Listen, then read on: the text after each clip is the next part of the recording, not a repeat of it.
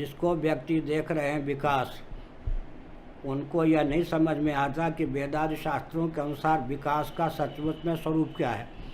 हमको गुरुओं की कृपा से, ग्रंथ और गोविंद की कृपा से वेदादि शास्त्रों का अधिगम है, तो हम देख पाते हैं कि विकास के नाम पर विनाश की ओर द्रुत गति से जीवन पहुंच रहा है। इसलिए अगर इसी गति से विकास को परिभाषित और क्रियान्वित करने की विधा चलती रही तो विश्व का विनाश ही हमको दिखाई पड़ता है।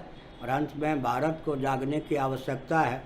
पहली बात है कि प्रकृति स्वयं कुपित होकर महायंत्रों के युग को विफल कर दे, या मनुष्य विवेक का परिचय देकर स्वयं इसको संयत रखे। दो में से एक को ही स्वीकार करना पड़ेगा।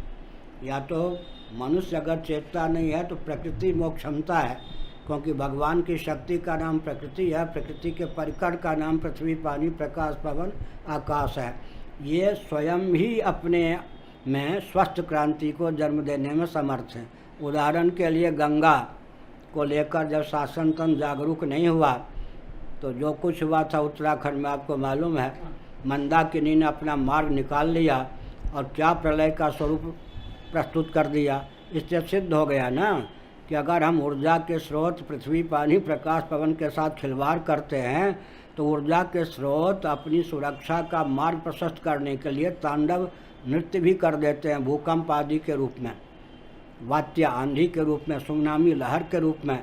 इस दृष्टि से तो यही सिद्ध होता है कि मनुष्य को विवेक का परिचय दे करके दाल में नमक के समान यंत्रों का प्रयोग करना चाहिए, क्योंकि प्रज्ञा शक्ति, प्राण शक्ति का आदान आप यंत्र में करिए या अपने जीवन में प्रज्ञा शक्ति को, प्राण शक्ति को उत्पन्न करके स्वस्थ जीवन की संरचना कीजिए। मैं एक उदाहरण देता हूँ।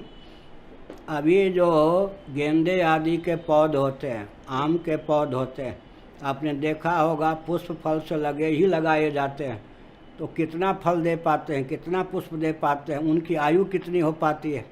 और पहले आम का पौधा लगाइए तो 12 साल में जा कर के वो फूल देता था, फल देता था, लेकिन 100 वर्ष उसकी आयु भी होती थी। 100 वर्षों में कितनी छाया देता था, कितना फल देता था। अच्छा, जो फूल होते थे वो भी कितने बड़े होकर फूल देने लगते थे। धान को देखिए, धान के पौधे 6 फीट ऊंचे होते थे, उसमें बालियाँ खूब लगती थी, अन्न खूब लगते थे। तो आज विकास के नाम पर एक और हम देख रहे हैं ना कि जीवनी शक्ति, वनस्पतियों की जीवनी शक्ति, पेड़ पौधों की जीवनी शक्ति, क्योंकि जो जितना जल्दी फल देगा उतना जल्दी ही विलुप्त होगा। क्या? जो जितना जल्दी फल देगा वो उतना जल्दी ही विलुप्त होगा। तो पेड़ पौधों की नए ढंग से जो विकास की चर्चा चल रही है, उससे पेड़ पौधों की आयु और उनकी उपयोगिता तो कम हो रही है। सीधे तत्काल उपयोगिता हो। गीता में कहा गया कि एक वह सुख है जो तत्काल सुख दे, कालांतर में सुख का परिणाम दुख हो जाए। पहले अमृतोपम, बाद में विष। जैसे खुजली तत्काल तो बढ़िया लगे, बाद में रुला दे, लेकिन व्यायाम करते हैं, विद्याध्ययन करते हैं, ब्रह्मचर्य संयम का पालन करते हैं, आरंभ में कष्ट होता है और अंत में सुख मिलता है। तो तात्कालिकी उपयोगिता जो है महायंत्रों की देन है, और तात्कालिकी उपयोगिता के चपेट में आकर के व्यक्ति लाभ तो कम प्राप्त कर पाता, हानि की पराकाष्ठा हो जाती।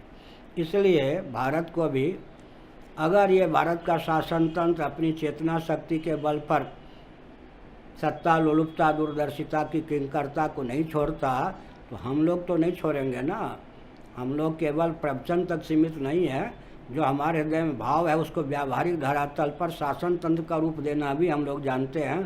तब हम राज्य तो नहीं करेंगे, लेकिन राज्य हमारे हाथ में होगा, ताकि वेद सम्मत विज्ञान के अनुसार भारत को विकसित किया जा सके, इसके अस्तित्व राजस्व की रक्षा की जा सके और पूरा विश्व भी लाभान्वित हो। हमको अंदर की बातें मालूम हैं। अभी पाश्चात्य जगत अपने स्वार्थ के लिए तो महायंत्र इत्यादि का वो बेच रहा है, और जो इस रहस्य को नहीं जानते हैं वो खरीदते भी हैं। लेकिन पाश्चात्य जगत अब इस निष्कर्ष पर पहुंचा है कि भारतीय मनुष्यों ने जो विकास को परिभाषित और क्रियान्वित किया उसको हम स्वीकार नहीं करेंगे तो अधिक दिनों तक हम स्वस्थ नहीं रहेंगे और हमारा देश भी समृद्ध नहीं रहेगा।